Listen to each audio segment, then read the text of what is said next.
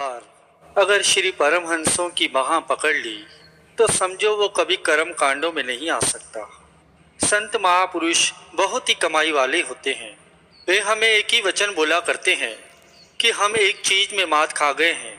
एक चीज की वजह से, सिर्फ एक चीज की वजह से हम सब मात खा गए हैं।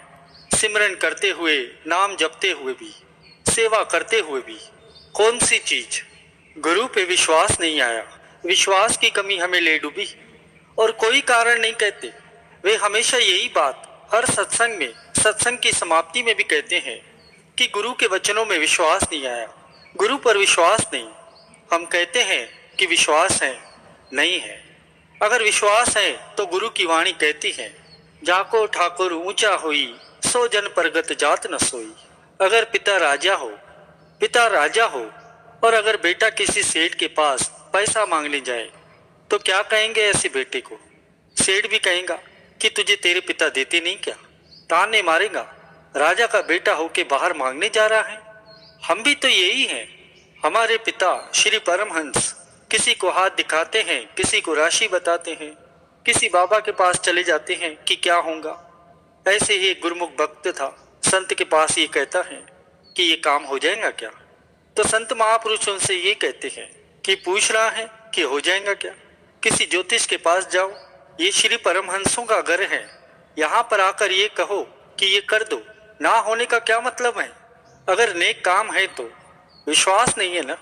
हमारे पिता श्री परमहंस दयाल जी, सबसे बड़े श्री परमहंस दयाल जी कहते हैं, मानते कहाँ हैं?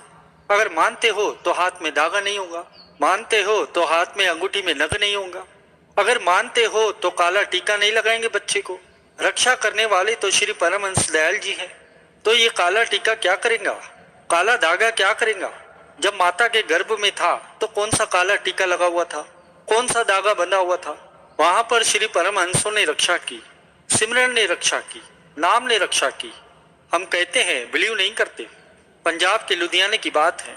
एक सत्संगी प्रेमी था, उनका बहुत ही अच्छा बिजनेस था। आप सभी तो जानते ही हैं कि बिजनेस में कोई ना कोई बात तो होती रहती है। बिजनेस में कभी हानि होती है तो कभी लाभ होता है। ये दोनों ही चीजें बिजनेस में होती रहती हैं। और जो लोग बिजनेस करते हैं उन्हें बहुत कुछ देखना भी पड़ता है, बहुत मुश्किलों का सामना करना पड़ता है। उनका पूरा पूरा दिन काम में चला जाता है, बिजनेस में चला जाता है। बिजनेस करने वाले लोग बहुत ही व्यस्त रहते हैं। काम अच्छा चल रहा था कि अचानक समा पलटा, बिजनेस में हानि होने लगी। इन्हें मालिक पर पूरा भरोसा था, विश्वास था। लेकिन जैसे कि आप सभी जानते हैं, जब ऐसा कोई समा आ जाता है जिसका हल हमारे पास नहीं होता, तब हम डोल जाते हैं। हम अपने मन के पीछे लगकर डोल जाते हैं और हमारे अंदर विश्वास की कमी आ जाती है। ऐसे ही इनके साथ भी हुआ। इन्हें बिजनेस में कोई हानि हो गई, बड़े परेशान रहने लगे। पड़ोस में उनके एक मित्र थे, बड़ी पूजा पाठ वाले थे, पंडितों के पास जाते थे, ज्योतिषों के पास। सारी बात मित्र को बताई कि ऐसा ऐसा है, बिजनेस में हानि हो गई है। अब उसके मित्र ने उन्हें सलाह दी कि भाई एक काम करो, हमारे पंडित जी हैं, बहुत ही पहुंचे हुए हैं, तुम्हारे इस मुश्किल का हल जरूर निकालेंगे, उनके पास जाओ।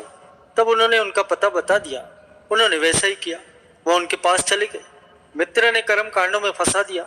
ऐसा नहीं बोला कि जा अपने गुरु का नाम जप, सब ठीक हो जाएगा। जब भी ऐसा समा आता है तब हमारा मन डोल जाता है, हमारे अंदर विश्वास बिल्कुल नहीं रह पाता। जो ऐसे समा पर मालिक पर विश्वास रखता है, मालिक उसकी संभाल जरूर करता है।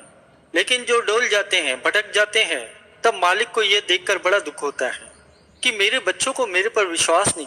उन्होंने ऐसा किया, अपने मित्र के बताए अनुसार उनके पास चले गए। जब उनके पास गए तो वह सत्संगी था, उसने अपना हाथ उनको दिखाया। जब उन्होंने अपना हाथ दिखाया तब जो पंडित था, उन्होंने हाथ देखकर ही बोल दिया कि तुम किसको मानते हो, तुम्हारा गुरु कौन है? तो उसने बताया कि मैं श्री परमहंसों को मानता हूँ, श्री आनंदपुर वाले बाबा हैं, हम उन्हीं को मानते हैं। तब पंडित जी ने कहा कि तुम्हारा गुरु इतना बड़ा है, गुरु की शरण तुम्हें मिली है, तुम्हें किस बात की चिंता है? तुम्हें हाथ दिखाने की क्या जरूरत है? तुमने तो बहुत ही पहुंचे हुए गुरु से नाम दान लिया है, तुम अपने गुरु की शरण में जाओ भाई, यहाँ क्यों आए हो? तब वो प्रेमी कहने लगा, बाबा जी, मैं जैसे कर्म करूंगा मुझे वैसा ही फल मिलेगा, गुरु के होने से मेरे कर्मों का फल तो नहीं बदल जाएगा। पंडित ने कहा कि यह सत्य है कि कर्मों के अनुसार ही फल मिलता है, लेकिन जब गुरु साथ में होता है तो कर्मों का फल कई गुना बढ़ जाता है। ये बात सुनकर उस सत्संगी ने कहा, ये कैसे हो सकता है? तब उस पंडित ने उसे समझाया, मैं तुम्हें एक क्रिकेट का बल्ला देता हूँ, अगर तुम क्रिकेट का बल्ला बेचने जाओ तो तुम्हें उसकी क्या कीमत मिलेगी? तब उसने कहा, क्या कीमत मिलेगी? 500,000 रुपये, और क्या, उससे ज्यादा क्या मिलेगी?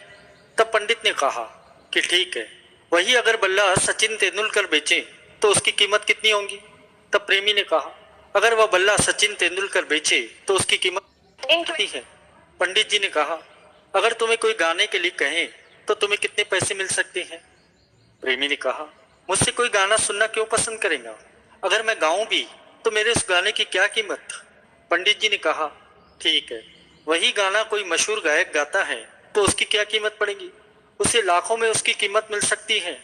इसी तरह तुम्हारी किस्मत का फैसला भी तुम्हारे गुरु के हाथों में होने के कारण उसकी कीमत बढ़ जाती है। पंडित की ये बातें सुनकर वह प्रेमी गुरु की महानता को समझ गया। उस समय उसकी आंखों में आंसू आ गए कि मैं भटक गया था, मेरे मालिक ने मेरा मार्गदर्शन फिर से कर दिया। उस समय उसे अपने सदगुरु पर विश्वास हो गया, मालिक की कृपा उस पर हो गई। तब उसने अपना हाथ किसी को न दिखाने और केवल अपने गुरु पर विश्वास रखने की बात कही।